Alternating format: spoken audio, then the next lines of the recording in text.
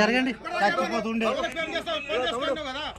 మనకు తువి పెట్టండి మన పని తువి చేయండి కింద పెట్టు కూడా లేదు కింద పెట్టు కూడా లేదు కింద పెట్టు ఏదంటే గవర్నమెంట్ తో మాడుకోండి కానీ బెడ్ లేదు నా గురించి అనవాకండి బయటిది క్రేన్ తెప్పి పైనుంచి పైప్ వేస్తే బెడ్ లేక ఏదైనా వస్తుంది క్రేన్ తెప్పించి దింపించాం మళ్ళీ అడుగు ఇంచు కూడా దిగల క్రేన్ తెప్పిస్తే ఇంచు కూడా దిగల ఫస్ట్ అదే ఫస్ట్ పైప్ తగ్గించి బెడ్ లేచింది రెండోసారి మళ్ళీ మిల్లు తెప్పించి మరి నీ పైపులు క్రేన్ దింపించు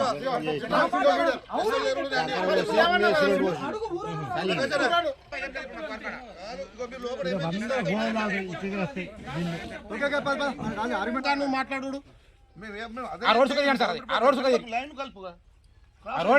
పైప్ 10 పైపులు ఉంటే నువ్వు 6 పైపులు ఇస్తావా 10 పైపులు ఉంటే కింద 6 పైపులు ఇస్తావా నువ్వు అయినా కానీ వారికి ఇది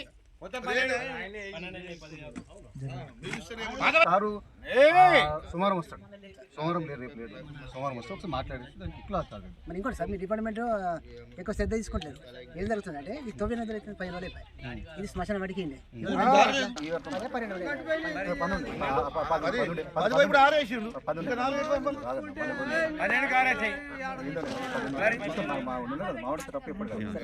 మా ఊరు బ్రాహ్మణపల్లి విలేజ్ ఇది R&B రోడ్ ఉన్నది ఇక వర్షాల కారణంగా కొద్దిగా కుంగిపోయి ఉండే పైపులు అదే కొత్తగా శాంక్షన్ అయింది దానికి ఇంతకుముందు 10 పైపుల ఎడల్పుతుండే ఇప్పుడు 6 పైపులు వేసి దగ్గర తెచ్చిన రోడ్డు అయితే ఆ కారణంగా టర్నింగ్ పాయింట్ ఒకటి ఉంది కాబట్టి ఇక టర్నింగ్ లేదు క్రాస్ చేస్తున్నారు మొత్తం కల్వెట్టు రోడ్ కట్టంగా కడుతున్నారు కాబట్టి దీనికి ఆపేసడం జరిగింది దానికి సరి చేయాలని మేము అంటున్నాం కల్వెట్టుకి దానికి పనులు జరుగుతున్న పురోగతి గురించి నేను ఇటు బ్రాహ్మణపల్లి గ్రామానికి రావడం జరిగింది.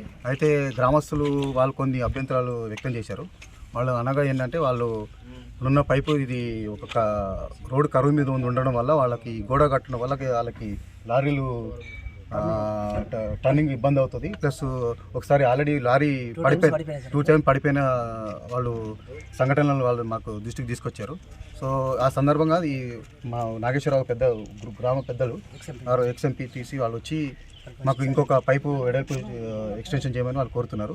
సో మా దృష్టికి తీసుకొచ్చినందుకు నేను మా పై అధికారి కూడా దృష్టికి తీసుకొచ్చి వాళ్ళకి ఈ సార్ని కూడా ఒకసారి మా పై అధికారులు ఒకసారి రమ్మని చెప్పేసి వాళ్ళతో సాల్వ్ చేసి ఇష్యూని ఇబ్బంది కాకుండా గ్రామ ప్రజలకు ఇబ్బంది కాకుండా మా విలేజ్ మా గ్రామంలో R&B వర్క్ నడుస్తుంది. ఇక్కడ ఒక కల్వర్ట్ ఏదైతే ఉందో అది ఇంతకుముందు వెడల్పు ఉండే ఆ వెడల్పుని 10 పైపులు తీసేసి 6 పైపులకు కుదించారు, దగ్గర కుదించారు. ఆ కుదించింది కూడా ఏమవుతుందంటే ఆ హౌస్ మీదకి కానీ ఇండ్ల మీదకి కానీ ఆ రోడ్డు టర్న్ చేసి పడేసారు. ఆ టర్న్ చేయడంతో ఇప్పుడు ఇబ్బందులు ఏంటంటే ఆ హౌస్ ఉంది మాకు ఒకటి ఇక్కడ నీళ్లకు. ఆ నీళ్లు ఎండాకాలం వస్తే ఈ కాలనీలో ఎవరికి ఉండవు. ఆ కాలనీకి నీళ్లు లేకుండా అవుతుంది.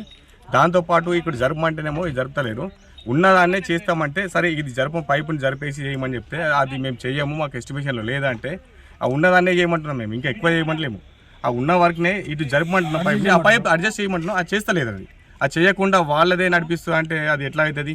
ఇంతకుముందు ఇక్కడ టిప్పర్ పడ్డది, స్కూల్ బస్ దిగబడ్డది, ట్రాక్టర్లు పడ్డాయి. ఇక్కడ ఈ టర్నింగ్ ఉంది, ఇక్కడ టర్నింగ్ ఉంది కాబట్టి అవన్నీ పడుతున్నాయి.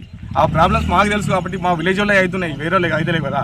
వేరే వాళ్ళు ఎక్కువ తిరగరు. ఇక్కడ మా వాళ్ళే తిరుగుతాయి. ఇక్కడ సొసైటీ లారీ వస్తుంది, పెద్ద లారీ వస్తుంది, ఒక 10-12 పైల లారీ వస్తుంది. అప్పుడు మాకు ఏమైతే అంటే అది టర్న్ కాదు, అది ఆ ప్లేస్కి ఆ రోడ్ చిన్నగా అయిపోతుంది. అక్కడ హౌస్ ఉంది అక్కడ.